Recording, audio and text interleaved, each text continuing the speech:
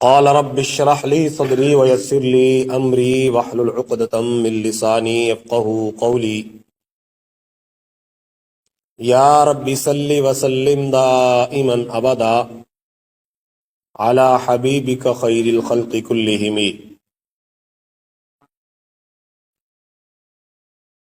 معزز سامعین، دوستو، بزرگوں، بھائیوں،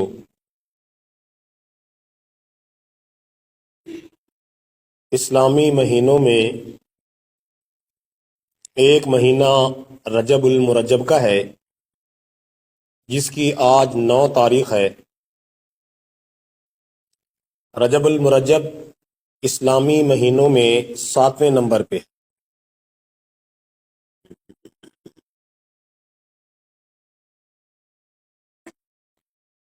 رجب المرجب کا مہینہ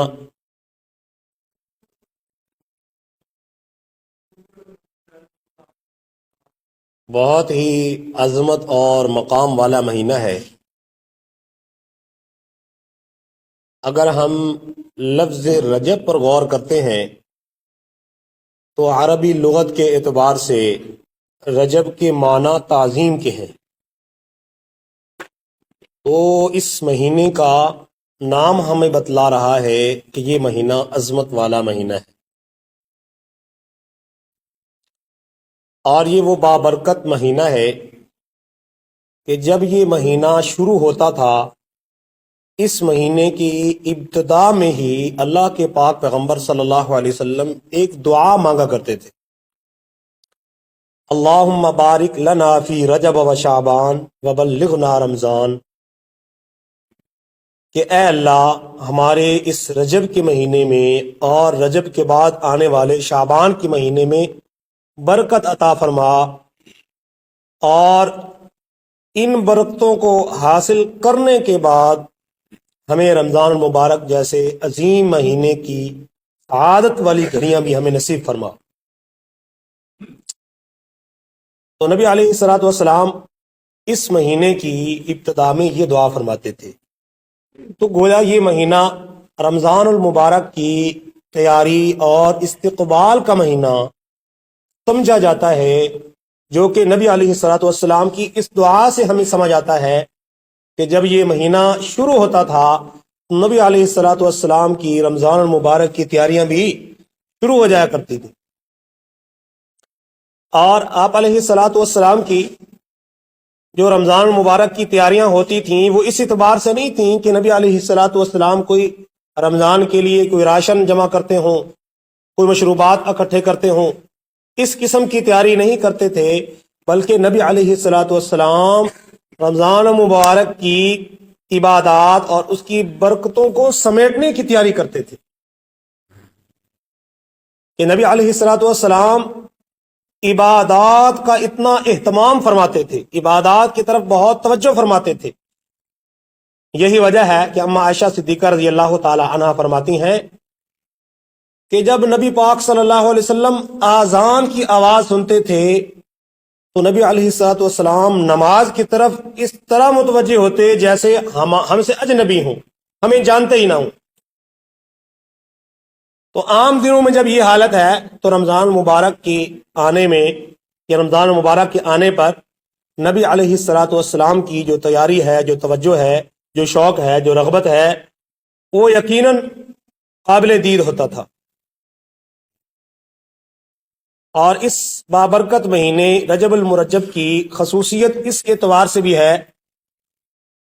قرآن پاک کے اندر سورہ توبہ کے اندر اللہ تعالیٰ نے 4 مہینے حرمت والے، عظمت والے، شان والے بیان کیے ہیں، کہ ان 12 مہینوں میں 4 مہینے ایسے ہیں جو حرمت والے مہینے ہیں، جن کو اشہر حرم، حرمت والے مہینے قرآن نے قرار دیا ہے۔ ان حرمت والے 4 مہینوں میں ایک مہینہ رجب المرجب کا بھی ہے، ذوالقعدہ، ذوالحجہ، محرم اور رجب۔ تو یہ مہینے، ان کی حرمت زمانہ جاہلیت میں بھی برقرار تھی، کہ زمانہ جاہلیت کے لوگ بھی ان 4 مہینوں کی عظمت اور حرمت کا نہایت لحاظ کیا کرتے تھے۔ وہ اس طرح کہ زمانہ جاہلیت کے لوگ، ان کے درمیان اگرچہ لڑائیاں ہوتی، جھگڑے ہوتے، حتیٰ کہ باپ کے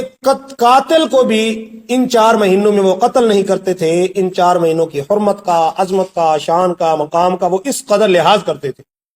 تو زمانہ جاہلیت کے اندر بھی ان 4 مہینوں کو حرمت والے مہینے سمجھا جاتا تھا، اور ہمارے مذہب اسلام میں بھی ان 4 مہینوں کی حرمت یوں کی توں باقی ہے۔ ابتدائے اسلام میں قتال، جہاد اور جنگ و جدل وہ ان 4 مہینوں میں ممنوع تھا، لیکن بعد میں اس حکم کو، قتال فی سبیل اللہ کی جو ممانعت تھی، اللہ تعالیٰ نے اس حکم کو منسوخ فرما دیا۔ اب ان 4 مہینوں میں قتال، جہاد فی سبیل اللہ کی اجازت تو ہے۔ مفتی شفیع صاحب رحمۃ اللہ علیہ نے معارف القرآن میں لکھا ہے کہ ان 4 مہینوں کی حرمت 2 اعتبار سے ہے۔ ایک تو اس اعتبار سے کہ ان 4 مہینوں میں قتال، جنگ و جدل جائز نہیں تھا،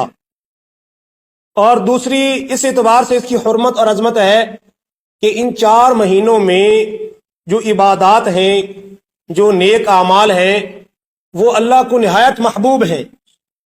تو اس کی حرمت اس اعتبار سے کہ جہاد فی سبیل اللہ جو ہے، قتال فی سبیل اللہ، جنگ و جدل، وہ حکم تو منسوخ ہو چکا، لیکن اس کی حرمت، اس کی عظمت، اس کا مقام دوسرے اعتبار سے کہ ان 4 مہینوں میں عبادات کا اہتمام کیا جائے، نیک اعمال کا اہتمام کیا جائے، اور خیرات صدقات کا اہتمام کیا جائے، وہ حرمت یوں کی توں باقی ہے۔ اور مفتی شفیع صاحب رحمۃ اللہ علیہ نے معارف القرآن میں یہ بات بھی لکھی ہے کہ جو ان 4 مہینوں کی حرمت کا لحاظ کرتے ہوئے ان 4 مہینوں میں عبادات کا اہتمام کرتا ہے، تقوی، پرہیزگاری اختیار کرتا ہے، اور حرام کاموں سے اجتناب کرتا ہے، اللہ تعالیٰ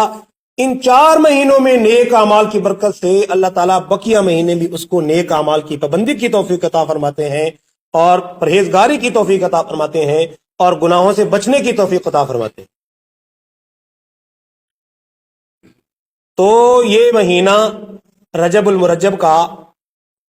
اسلام کے جو 4 مہینے حرمت والے ہیں، عظمت والے ہیں، شان والے ہیں، ان 4 مہینوں میں یہ مہینہ بھی شامل ہے۔ اللہ تعالیٰ نے ہمارے ذمے جو عبادات لگائی ہیں، یہ بات اسی حوالے سے ہے کہ یہ 4 مہینے، ان میں عبادات کا درجہ، اجر و ثواب کا جو مقام ہے، وہ بقیہ دنوں اور مہینوں کی بنسبت زیادہ ہو جاتا ہے، کیونکہ عبادات کے اجر و ثواب میں تبدیلی آتی رہتی ہے، بدلاؤ آتا رہتا ہے، فرق آتا رہتا ہے اجر و ثواب کے اعتبار سے۔ جگہ اور مکان کے بدلنے سے بھی اجر و ثواب میں تبدیلی آ جاتی ہے، زمانے اور وقت کے اعتبار سے بھی اجر و ثواب میں تبدیلی آ جاتی ہے۔ اس کی مثال احادیث طیبہ میں حضرت انس بن مالک رضی اللہ تعالی عنہ کی روایت ہے، وہ فرماتے ہیں کہ اللہ کے محبوب پیغمبر صلی اللہ علیہ وسلم نے ارشاد فرمایا کہ گھر میں نماز پڑھ لینا، جو گھر میں نماز ادا کرتا ہے تو اس گھر میں نماز ادا کرنے والے کو، اکیلے نماز ادا کرنے والے کو 1 نماز کا اجر و ثواب ملتا ہے۔ اگر یہی نمازی مسجد میں،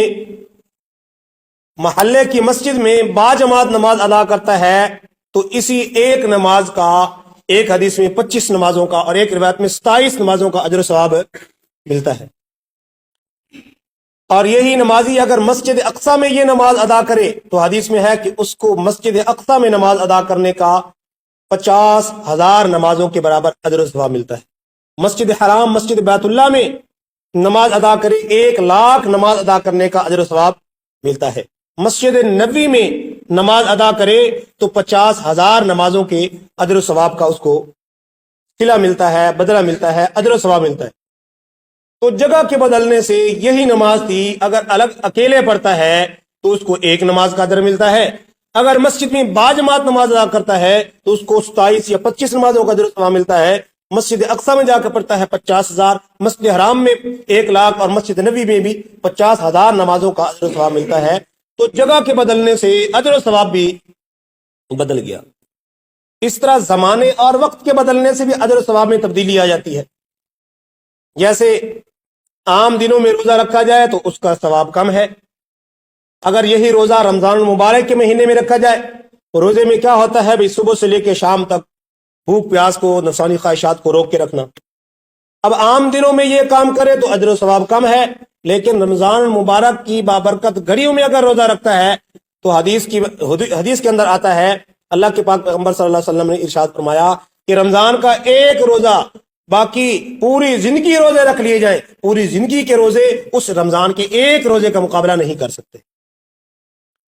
تو زمانے اور وقت کے بدلنے سے بھی اجر و ثواب میں تبدیلی آ گئی۔ اس طرح عرفہ کے دن کے روزے کی فضیلت ہے،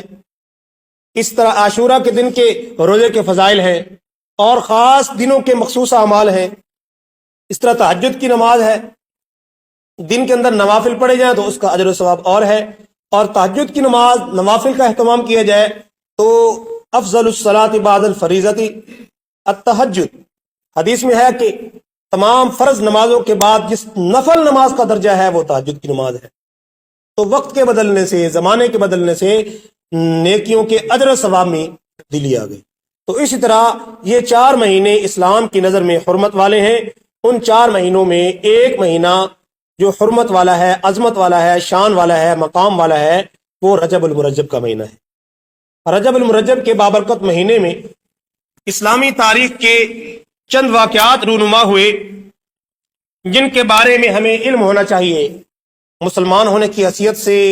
ہمارا یہ فرض ہے کہ ہم ان تاریخی واقعات کو ذہن نشین کریں۔ اسلام کی تاریخ میں اس رجب المرجب کے مہینے میں ایک اہم واقعہ جو پیش آیا وہ ہجرت حبشہ، جو سب سے پہلی ہجرت پیش آئی حبشہ کی طرف۔ کفار مکہ، سرداران مکہ کی ظلم و ستم اور تکالیف اور مظالم سے تنگ آ کے چند مسلمان مرد اور خواتین نے جو ہجرت کی تھی حبشہ کی طرف، تو وہ مہینہ رجب المرجب کا مہینہ تھا۔ اسی مہینے کے اندر حبشہ کے اندر ہجرت کی گئی، اور حبشہ کا جو بادشاہ تھا نجاشی، وہ نصرانی تھا اور اسلام کا خیر خواہ تھا، مسلمانوں کی بڑی ہی عزت کرتا تھا۔ یہی وجہ ہے کہ جب مسلمان حبشہ کے اندر گئے تو نجاشی بادشاہ نے ان کی بڑی عزت احترام سے نوازا ان کو، حتیٰ کہ حضرت جعفر طیار رضی اللہ تعالی عنہ کے ہاتھ پر اس نے اسلام بھی قبول کیا۔ قرآن کی آیات، احادیث میں آتا ہے کہ حضرت جعفر طیار جب قرآن کی آیات پڑھتے تھے، قرآن کی جن آیات میں حضرت عیسیٰ علیہ السلام کی عظمت شان کا بیان ہے، حضرت مریم علیہ السلام کی عظمت اور شان کا بیان ہے، نجاشی بادشاہ جب وہ آیات سنتا تھا تو اس کی آنکھوں سے آنسو روا دوا تھے، اور نجاشی رضی اللہ تعالی عنہ کی دعوت، تبلیغ اور محنت اور بات سن کے اس نے اسلام کا دامن تھام لیا، مسلمان ہو گیا۔ لیکن نبی صلی اللہ علیہ وسلم کی صحبت اور زیارت ان کو نصیب نہ ہو سکی، لیکن اسلام کی دولت ان کو مل چکی تھی۔ اور نجاشی بادشاہ وہ خوش قسمت انسان ہے کہ جن کے انتقال اور وفات کے بعد جب نبی علیہ الصلوۃ والسلام کو خبر دی گئی کہ نجاشی جیسے بادشاہ اور نیک دل انسان اس دنیا سے چلا گیا ہے، تو نبی علیہ الصلوۃ والسلام نے سب صحابہ کو کھلے میدان میں جمع کیا تھا، اور اللہ تعالیٰ نے نجاشی کی جو میت تھی، ان کا جو جنازہ تھا، وہ نبی علیہ الصلوۃ والسلام کے معجزے کے طور پہ ان کے سامنے کر دیا، اور نبی علیہ الصلوۃ والسلام نے ان کی نماز جنازہ مدینہ منورہ میں ادا کی۔ اس کو عام طور پہ غائبانہ نماز جنازہ کہا جاتا ہے۔ تو ہماری شریعت میں غائبانہ نماز جنازہ کوئی تصور نہیں ہے، تو اس دعوے پر یہ دلیل دی جاتی ہے حضرت نجاشی رضی اللہ تعالی عنہ کی نماز جنازہ کہ نبی صلی اللہ علیہ وسلم نے اس طرح ادا کی تھی۔ وہ نجاشی بادشاہ کی نماز جنازہ جو اللہ کے پاک پیغمبر صلی اللہ علیہ وسلم نے ادا کی تھی، وہ نبی علیہ الصلوۃ والسلام کا معجزہ تھا، اور حضرت نجاشی کی کرامت تھی کہ اللہ تعالیٰ نے حضرت نجاشی کی میت کو نبی علیہ الصلوۃ والسلام کے سامنے کر دیا تھا۔ اب عام بندہ اس بات سے دلیل پکڑ لے، وہ تو نبی علیہ الصلوۃ والسلام کا مخصوص عمل تھا۔ بعض شریعت کے اعمال ایسے ہیں جو صرف ذات نبوت صلی اللہ علیہ وسلم کے ساتھ مخصوص ہوتے ہیں، تو یہ عمل بھی اللہ کے پاک پیغمبر صلی اللہ علیہ وسلم کے ساتھ مخصوص ہے۔ یہی وجہ ہے کہ آپ صلی اللہ علیہ وسلم کے بعد خلفائے راشدین، دیگر صحابہ کرام رضی اللہ عنہم اجمعین نے سینکڑوں صحابہ جو غزوات میں مختلف موقعوں پر شہید ہوئے، ان کی نماز جنازہ اس طریقے سے ادا نہیں کی تھی۔ یہ صرف نبی علیہ الصلوۃ والسلام کا عمل تھا کہ نبی علیہ الصلوۃ والسلام کے معجزے کے طور پہ ان کی میت کو سامنے کر دیا گیا تھا. اس لیے نبی علیہ الصلوۃ والسلام کے چونکہ ان کی میت سامنے تھی اس لیے اللہ کے پاک پیغمبر صلی اللہ علیہ وسلم نے نماز جنازہ ادا کر دی تھی. تو یہ ان کے لیے سعادت تھی کہ اتنا جگہ کا فاصلہ اور لمبا سفر ہونے کے باوجود بھی ان کو یہ سعادت ملی کہ اللہ کے پاک پیغمبر صلی اللہ علیہ وسلم نے خود بنفس نفیس ان کی نماز جنازہ ادا فرمائی. تو حبشہ کی ہجرت یہ رجب کے مہینے میں ہوئی. اسی طرح اسی رجب کی 13 تاریخ کو خلیفہ چہارم جناب سیدنا علی المرتضیٰ رضی اللہ تعالی عنہ کی یوم ولادت بھی بتلائی جاتی ہے. آپ رضی اللہ تعالی عنہ کی ولادت باسعادت اسی بابرکت مہینے کے اندر ہوئی. اللہ تعالیٰ نے حضرت علی المرتضیٰ رضی اللہ تعالی عنہ کو بڑے کمال عظمت شان مقام سے نوازا تھا جس کو اگر بیان کیا جائے تو ایک لمبا موضوع ہے, الگ موضوع ہے, لیکن یہ بات مسلم ہے کہ حضرت علی المرتضیٰ رضی اللہ تعالی عنہ خلیفہ چہارم ہیں. ہمارے ہاں پہلا نمبر خلافت میں سیدنا صدیق اکبر رضی اللہ تعالی عنہ کا ہے, دوسرا نمبر سیدنا فاروق اعظم رضی اللہ تعالی عنہ کا ہے, تیسرا نمبر سیدنا عثمان غنی رضی اللہ تعالی عنہ کا ہے, اور چوتھا نمبر سیدنا علی المرتضیٰ شیر خدا رضی اللہ تعالی عنہ کا ہے. آپ رضی اللہ تعالیٰ عنہ کی عظمت تھی کہ نبی علیہ الصلوۃ والسلام نے ان کے بارے میں ارشاد فرمایا, انا دار الحکمت و علی بابها, میں حکمت کا گھر ہوں اور علی اس کا دروازہ ہے. انا مدینۃ العلم و علی بابها, میں علم کا شہر ہوں, علی اس کا دروازہ ہے. تو حضرت علی مرتضیٰ رضی اللہ تعالیٰ عنہ کو اللہ پاک نے بڑی عظمت شان مقام رفعت سے نوازا تھا. تو رجب المرجب کی 13 تاریخ کو ان کی ولادت باسعادت ہوئی تھی. اسی طرح رجب کے جو اہم واقعات ہیں ان اہم واقعات میں اہم واقعہ غزوہ تبوک کا سن 9 ہجری میں غزوہ تبوک جو پیش آیا وہ اسی رجب المرجب کا جو ہے مہینہ تھا کہ تبوک کے سفر پہ نبی علیہ الصلوۃ والسلام نے صحابہ کرام رضی اللہ عنہم اجمعین کو جو ہے واضح طور پہ بتا دیا تھا کہ یہ لمبا سفر ہے, یہ مشکل سفر ہے, اس مشکل سفر کو طے کرنے کے لیے اپنی تیاری مکمل کر لو, جس کو جیش العسرہ مشکل سفر جو ہے قرار دیا گیا. تو غزوہ تبوک جس میں ایک سلطنت روم کے خلاف نبی علیہ الصلوۃ والسلام نے اعلان جنگ کیا تھا اور تبوک کے میدان میں پہنچ کے نبی علیہ الصلوۃ والسلام نے تقریباً 20 دن تک وہاں قیام فرمایا, لیکن کفر اسلام کی ہیبت اور روب سے نبی علیہ الصلوۃ والسلام کے روب سے اہل اسلام کے روب سے اتنا خوف زدہ ہوا اس کو جرأت نہ ہوئی کہ میدان میں آ کے مقابلہ کرتا. 20 دن کے بعد بغیر جنگ کے اہل اسلام فتح یاب ہو کے واپس تشریف لائے تھے. تو غزوہ تبوک کا ایک بڑا پس منظر ہے, اس میں واقعات ہیں, وہ بھی ایک الگ موضوع ہے. اسی رجب کے مہینے میں جو ایک اور اہم واقعہ پیش آیا, اسی مہینے کی 22 تاریخ کو حضرت امیر معاویہ رضی اللہ تعالی عنہ جو اللہ کے پاک پیغمبر صلی اللہ علیہ وسلم کے عظیم صحابی ہیں ان کی وفات ہوئی تھی. حضرت امیر معاویہ رضی اللہ تعالی عنہ اللہ پاک نے ان کو بھی بڑے اعزاز سے نوازا, عظمت شان شوکت اللہ پاک نے ان کو عظیم مرتبہ عطا فرمایا, اور نبی علیہ الصلوۃ والسلام کے جو قریب رہنے والے صحابہ ہیں ان صحابہ میں سیدنا امیر معاویہ رضی اللہ تعالی عنہ کا بھی شمار ہوتا ہے. تو حضرت امیر معاویہ رضی اللہ تعالی عنہ اللہ تعالیٰ نے ان کو بڑے مقام سے عظمت شان سے نوازا تھا اور نبی علیہ الصلوۃ والسلام کے جلیل القدر صحابہ میں ان کا شمار ہوتا تھا. تو انشاءاللہ اسی مہینے میں کسی جمعے پہ ان کی الگ طور پہ ان کے فضائل مناقب اور ان کے خلاف جو لوگ برسر پیکار ہیں, جو ان کے خلاف زبان درازی کی جاتی ہے اور صحابی رسول صلی اللہ علیہ وسلم کی ایک توہین امیز جملے ان کے خلاف کسے جاتے ہیں, اس پر بھی انشاءاللہ کسی موقع پہ بات کریں گے. تو بہرحال اس مہینے میں یہ اہم واقعہ پیش آیا کہ ان کی اس مہینے میں دنیا سے رحلت ہوئی, وفات ہوئی. اور اس مہینے کی 27 تاریخ کو 27 رجب الرجب کو ایک مشہور قول کے مطابق اللہ کے پاک پیغمبر صلی اللہ علیہ وسلم کو جو معراج کی سعادت ملی تھی, معراج کا سفر جو اللہ کے پاک پیغمبر صلی اللہ علیہ وسلم نے جس کا ذکر قرآن میں احادیث میں مختلف موقعوں پر آتا ہے, تو معراج کی جو سعادت آپ علیہ الصلوۃ والسلام کو ملی تھی تو 27 رجب المرجب کا مہینہ تھا. تو یہ اہم واقعات تھے جو اس مہینے کے ساتھ تعلق رکھتے تھے, وہ آپ حضرات کی خدمت میں عرض کر دیے. اور اس مہینے کا جو پس منظر اور اس کے جو فضائل احادیث طیبہ میں اور نبی علیہ الصلوۃ والسلام کا عمل آپ حضرات کی خدمت میں عرض کر دیا. اللہ رب العزت سے دعا ہے اللہ پاک ہمیں آقا کریم صلی اللہ علیہ وسلم حضرت محمد مصطفیٰ احمد مجتبیٰ صلی اللہ علیہ وسلم کی کامل اتباع کرنے کی، آپ صلی اللہ علیہ وسلم کی شریعت پر، سنت پر کامل طور پر عمل پیرا ہونے کی توفیق عطا فرمائے۔ وآخر دعوانا ان الحمد للہ رب العالمین، سنت ادا فرمائے۔